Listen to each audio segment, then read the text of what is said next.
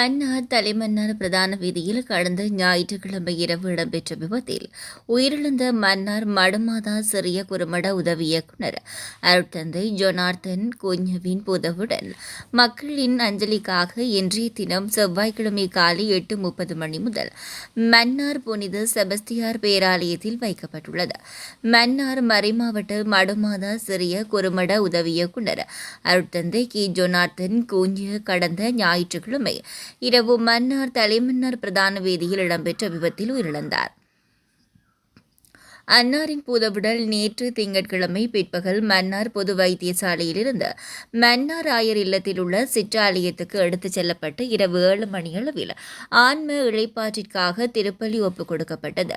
இன்று செவ்வாய்க்கிழமை ஆயர் இல்ல சிற்றாலயத்தில் காலை 7 மணியளவில் இரங்கல் திருப்பலியும் தொடர்ந்து காலை 8:15 மணிக்கு அவரின் பூதவுடல் மக்கள் அஞ்சலிக்காக மன்னார் புனித செபஸ்தியார் பேராலயத்துக்கு எடுத்து வரப்பட்டது. காலை 8:15 மணியிலிருந்து பிற்பகல் 2:45 மணி வரை பொதுமக்கள் அஞ்சலிக்காக அருட்பணியாளரின் பூதவுடல் வைக்கப்படும்.